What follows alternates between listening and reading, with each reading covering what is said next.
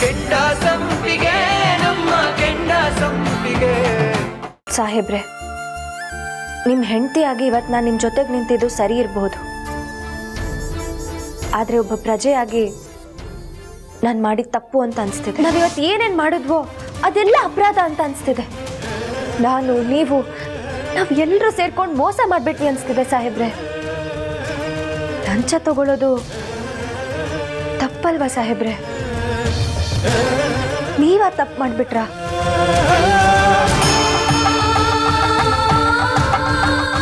ನಾವೆಲ್ಲರೂ ಸೇರಿ ವ್ಯವಸ್ಥೆಗೆ ಮೋಸ ಮಾಡಿಬಿಟ್ವಿ ಸಾಹೇಬ್ರೆ. ಇದು ತಪ್ಪಲ್ವಾ? ಹಾಗಂತ ನೀವು ಅಂದ್ಕೊಂಡಿದ್ದೀರಾ ಸುಮ್ಮನವ್ರೆ?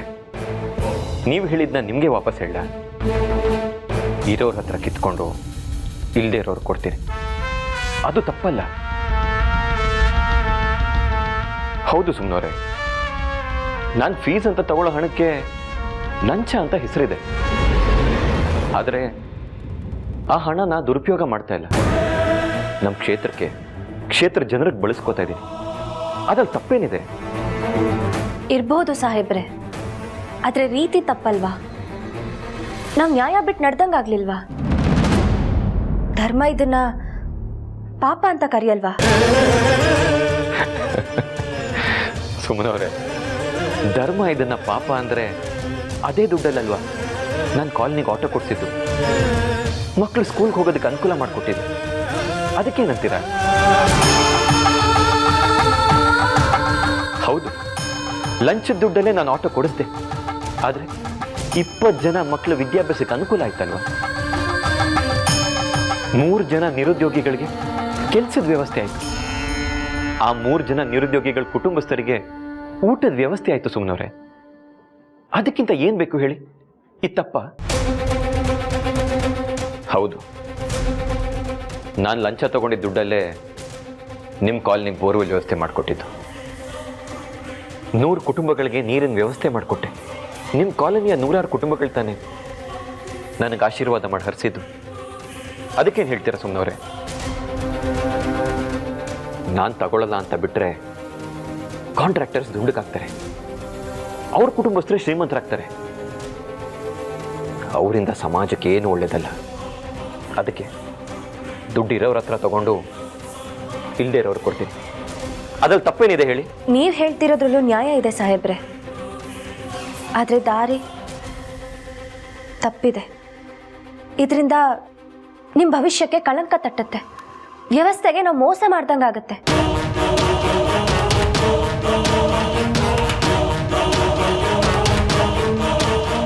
ಮುಂದೆ ಅದಾಗಬಾರ್ದು ಅಂತ ನಂಗೆ ಅನಿಸ್ತಿದೆ ಸಾಹೇಬ್ರೆ. ಇವತ್ತು ನಾವು ಎಲ್ಲರೂ ಅಪರಾಧದ ಕೆಲಸದಲ್ಲಿ ಭಾಗಿಯಾಗ್ಬಿಟ್ವಿ ಅಂತ ನಂಗೆ ಅನಿಸ್ತಿದೆ.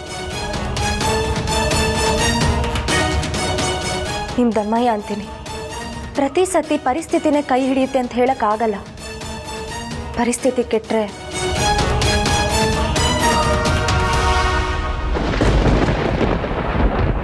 ಮನೆ ಹೆಸರು ಹಾಳು, ನಿಮ್ಮ ಹೆಸರು ಹಾಳು. ಯೋಚನೆ ಮಾಡಿ ಸಾಹೇಬ್ರೆ. ಧರ್ಮ ಮಾಡೋದಕ್ಕೆ ಬೇರೆಯವ್ರಿಗೆ ನೋವು ಕೊಡದೆ ಅಧರ್ಮದ ದಾರಿ ಹಿಡಿದ್ರೆ ಅದು ತಪ್ಪಲ್ಲ ಅನ್ನೋದು ನನ್ನ ನಂಬಿಕೆ.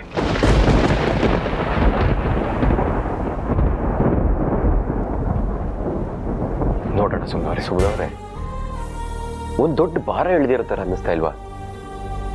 ಯಾವುದೋ ದೊಡ್ಡ ಗಂಡಾಂತರದಿಂದ ಪಾರಾದ್ವಿ ಅಂತ ಅನ್ನಿಸ್ತಾ ಇಲ್ವಾ? ಹೌದು ಸಾಹೇಬ್ರೆ. ಮತ್ತೆ ಅದರಿಂದ ಪಾರಾದ್ಮೇಲೆ ಮುಕ್ತಲ್ಲಿ ಇರಬೇಕಾಗಿರೋ ಆ ಖುಷಿ, ಸೆಲೆಬ್ರೇಷನ್ ಏನೂ ಕಾಣಿಸ್ತಾ ಇಲ್ಲ. ಯಾಕೆ ಅಂತನೂ ಹೇಳ್ದೆ ಅಲ್ವಾ? ಸುಮ್ಮನವ್ರೆ, ನಾನು ನಿಮ್ಗೆ ಅಶ್ಯೂರೆನ್ಸ್ ಕೊಟ್ಟಿದ್ದೀನಲ್ವಾ, ಆ ರೀತಿ ಬರೋ ದುಡ್ಡನ್ನ ಅದನ್ನ ಬಡವ್ರಿಗೆ ಕೈಲಾಗದಿರೋರು ಕೊಟ್ಟು ಸಹಾಯ ಮಾಡ್ತೀನಿ ಅಂತ. ಆ ನಂಬಿಕೆ ಇರೋದಕ್ಕೆ ಅಲ್ವಾ ಸಾಹೇಬ್ರೆ ನಾನು ಇಷ್ಟು ದೊಡ್ಡ ತಪ್ಪು ಮಾಡಿದ್ದು. ಹೌದು, ತಪ್ಪು ಮಾಡಿದ್ರಿ, ಆದ್ರೆ ಸರಿಯಾಗಿರೋ ತಪ್ಪನ್ನೇ ಮಾಡಿದ್ರಿ.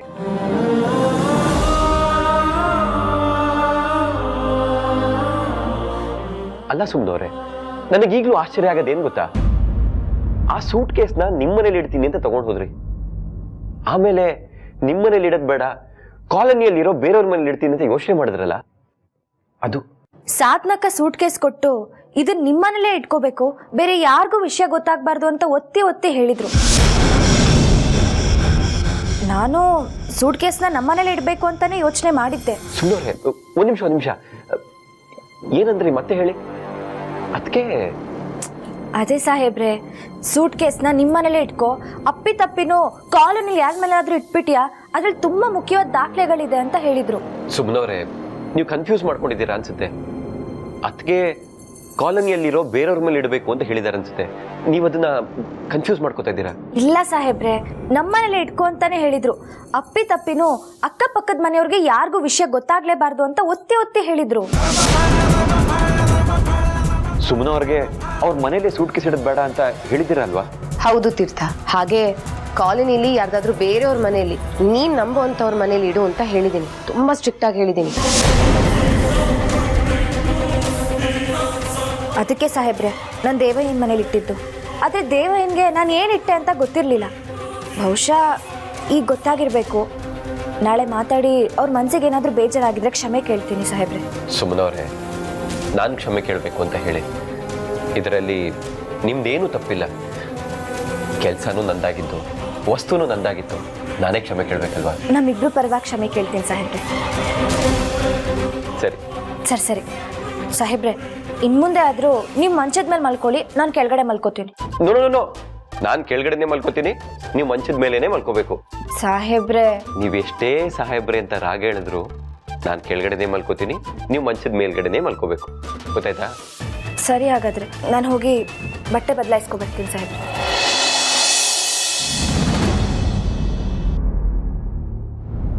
ಸುಮ್ಮನವ್ರನ್ನ ಹತ್ರ ಸುಳ್ಳು ಹೇಳೋದಕ್ಕೆ ಸಾಧ್ಯ ಇಲ್ಲ. ಹಾಗಾದ್ರೆ ಅದಕ್ಕೆ ಸುಳ್ಳು ಹೇಳ್ತಾರದ? ಸುಮ್ಮನವ್ರಿಗೆ ಅವ್ರ ಮನೇಲಿ ಸೂಟ್ ಕೇಸ್ ಇಡೋದು ಬೇಡ ಅಂತ ಹೇಳಿದಿರಲ್ವಾ? ಹೌದು ತೀರ್ಥ, ಹಾಗೆ ಕಾಲೋನಿಲಿ ಯಾರ್ದಾದ್ರೂ ಬೇರೆಯವ್ರ ಮನೆಯಲ್ಲಿ ನೀನ್ ನಂಬೋ ಅಂತವ್ರ ಮನೇಲಿ ಇಡು ಅಂತ ಹೇಳಿದ್ದೀನಿ. ತುಂಬಾ ಸ್ಟ್ರಿಕ್ಟ್ ಆಗಿ ಹೇಳಿದ್ದೀನಿ. ಛೇ, ನಾನೇ ಓವರ್ ಥಿಂಕ್ ಮಾಡ್ತಾ ಇದ್ದೀನಿ ಅನ್ಸುತ್ತೆ.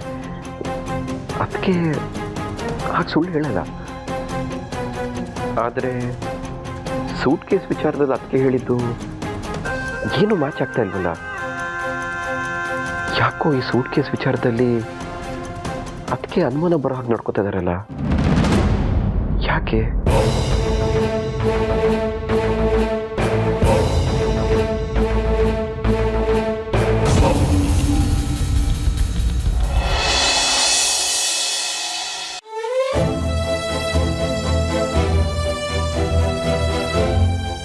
ಅಮ್ಮ ಅಮ್ಮ, ಏನಪ್ಪ?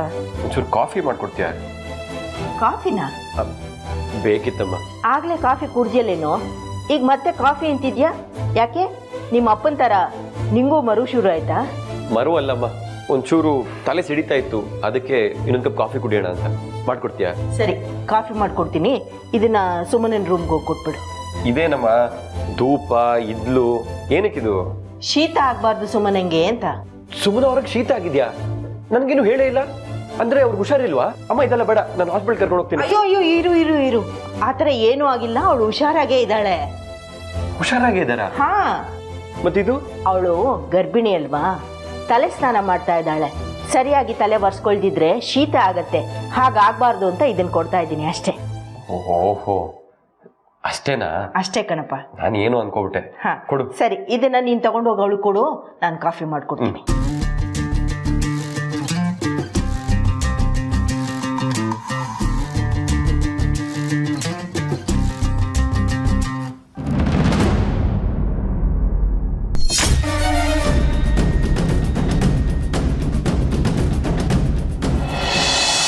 ಸುಮ್ಮನವರೇ? ಸಾಹೇಬ್ರೆ, ಸ್ನಾನ ಮಾಡ್ತಿದ್ದೀನಿ. ಓಕೆ, ಸ್ನಾನ ಮಾಡಿ. ಅದು ಅಮ್ಮ ಧೂಪ ಕೊಟ್ಟು ಕಳ್ಸಿದ್ದಾರೆ, ಸ್ನಾನ ಆದ್ಮೇಲೆ ತಗೊಳ್ಳಿ ಆಯ್ತಾ? ಇಲ್ಲೇ ಡೋರ್ ಹತ್ರ ಇಟ್ಟಿರ್ತೀನಿ, ಆಚೆ ಬರ್ಬೇಕಾದ್ರೆ ಹುಷಾರು. ಹಾ ಸರಿ ಸಾಹೇಬ್ರೆ. ಓಕೆ. ಸಿಕ್ತು. ಮಿಕ್ಸಿ. ಓಹ್, ಬೇಡ, ಮಿಕ್ಸಿಲಿ ಏನಾದರೂ ಹಾಕಿದ್ರೆ ಆ ಸೌಂಡಿಗೆ ಮನೆಯವ್ರು ಎಲ್ಲರೂ ಅಲರ್ಟ್ ಆಗಿಬಿಡ್ತಾರೆ. ಆಮೇಲೆ ಎಲ್ಲರೂ ಇಲ್ಲಿಗೆ ಬಂದರೂ ಬರ್ತಾರೆ. ಏನು ಮಾಡೋದು? ಧೂಪ ತಗೊಂತೆ, ಧೂಪ ಇವಾಗ ಚೆನ್ನಾಗಿ ತಗೋ. ಹೊಗೆಲೆ ಉಸಿರು ಕಟ್ಟಿ ಸಾಯ್ಬೇಕು ನೀನು.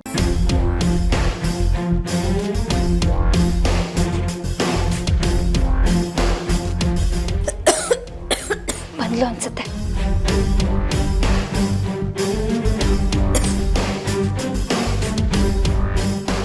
ಅತ್ತೆಗೆ ನನ್ನ ಮೇಲೆ ಎಷ್ಟು ಪ್ರೀತಿ, ಶೀತ ಆಗಬಾರ್ದು ಅಂತ ಧೂಪ ಇಟ್ಟು ಹೋಗಿದ್ದಾರೆ. ಅದೇನಿದು ಇಷ್ಟೊಂದು ಘಾಟ್ ಇದೆಯಲ್ಲ.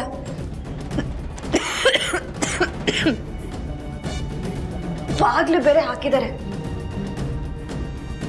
ಅತ್ತೆ,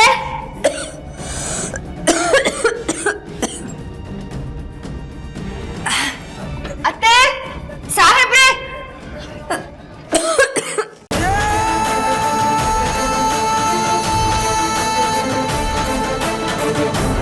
ಅಯ್ಯೋ ದೇವ್ರೆ, ಉಸಿರು ಕಟ್ಟಿದಾಗ ಆಗ್ತಿದೆಯಲ್ಲ.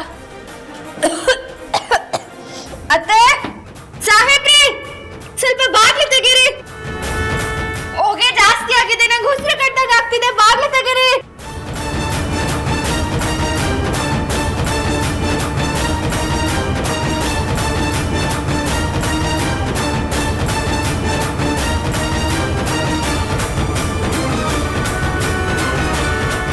ಉಸಿರು ಕಟ್ಟಿದಂಗೆ ಆಗ್ತಿದ್ಯಲ್ಲ, ತಲೆ ಸುತ್ತದಂಗೆ ಆಗ್ತಿದೆ. ಅಯ್ಯೋ ದೇವ್ರೆ, ದೇವ್ರೆ, ಯಾರಾದ್ರೂ ಬಾಗ್ಲ ತೆಗೀರಿ. ಸಾಹೇಬ್ರಿ, ದಯವಿಟ್ಟು ಬನ್ನಿ. ಬಾಗ್ಲು ಲಾಕ್ ಆಗಿದೆ, ತೆಗೀರಿ. ಆಗ್ತಾ ಇಲ್ಲ. ಸುಮ್ಮನೆ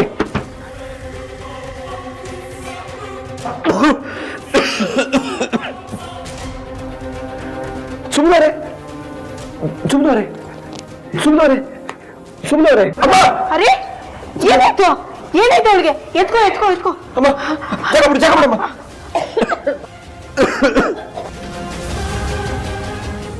ಸುಮ್ಮನೆ ಅಮ್ಮ, ಸುಮ್ಮನೆ ಏನಾಯ್ತು? ಸುಮ್ಮನೆ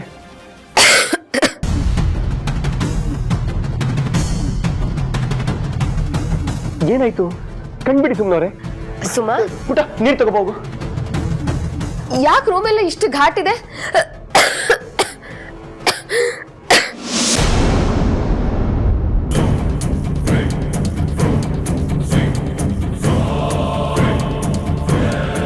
ಅಯ್ಯೋ ಸುಮಾ, ಹೇಳಮ್ಮ. ಸುಮಾ, ಸುಮಾ, ಸುಮ್ಮನವ್ರೆ ನೀರು ಕುಡಿ. ಸುಮಾ, ಸುಮಾ, ಏನಾಯ್ತು ನಿನ್ಗೆ? ಆರಾಮಾಗಿದ್ಯಾ ತಾನೆ? ಗೊತ್ತಿಲ್ಲ ಅಕ್ಕ, ಸಾಂಬ್ರಾಣಿ ಹೊಗೆ ತುಂಬಾ ಘಾಟು. ತುಂಬಾ ಘಾಟ್ ಆಯ್ತಾ? ಚೆನ್ನಾಗಿರ್ಲಿಲ್ವಾ ಸಾಂಬ್ರಾಣಿ? ನಾನೇ ಕೊಟ್ಟಿದ್ದು, ಹೊಸದು, ಚೆನ್ನಾಗಿತ್ತು ಗೊತ್ತಾ? ಅಮ್ಮ, ಅದು ಸಾಂಬ್ರಾಣಿ ಘಾಟ್ ತರ ಇರ್ಲಿಲ್ಲ, ಮೆಣಸಿನ ಘಾಟ್ ಇದ್ದಂಗಿತ್ತು. ಉಸಿರು ಕಟ್ದಂಗೆ ಆಗ್ತೈತೆ ಅನ್ಸುತ್ತೆ. ತೀರ್ಥ, ಸುಮ್ಮನ ಆದಷ್ಟು ಬೇಗ ಡಾಕ್ಟರ್ ಹತ್ರ ಕರ್ಕೊಂಡು ಹೋಗೋಣ ಕಣೋ. ಇರಮ್ಮ, ನಾನು ಇವಾಗಲೇ ಡಾಕ್ಟರ್ ಕಾಲ್ ಮಾಡ್ತೀನಿ. ಸಾಹೇಬ್ರೆ, ಏನು ಬೇಡ, ನಾನು ಹುಷಾರಾಗಿದ್ದೀನಿ. ಈ ಧೂಪದ ಹೊಗೆ ಆಗಲ್ಲ ಅಂದಮೇಲೆ ಸುಮ್ಮನೆ ಅದನ್ನ ಯಾಕೆ ಹಾಕಿಸ್ಬೇಕು ಅಂತೀರಿ? ಅಣ್ಣ, ನಾನು ಹೇಳೋದು ಅರ್ಥ ಆಗ್ತಾ ಇಲ್ವಾ ನಿನ್ಗೆ? ಆ ಧೂಪದ ಘಾಟ್ ತರ ಇರ್ಲಿಲ್ಲ. ಏನಣ್ಣ ನೀನು, ಇವಾಗ ಎಲ್ಲಾದ್ರಲ್ಲೂ ಕೆಮಿಕಲ್ಸ್ ಮಿಕ್ಸ್ ಮಾಡಿರ್ತಾರೆ. ಯಾವ್ದನ್ನ ಹೇಗೆ ಅಂತ ಹೇಗೆ ಅರ್ಥ ಮಾಡ್ಕೊಳ್ಳೋದು? ಯಾವ್ದನ್ನ ಹೇಗಂತ ಕಂಡುಹಿಡಿಯೋದು? ನೋಡು, ಈಗ ಆದಾಗ್ಲೇ ಗೊತ್ತಾಗೋದು.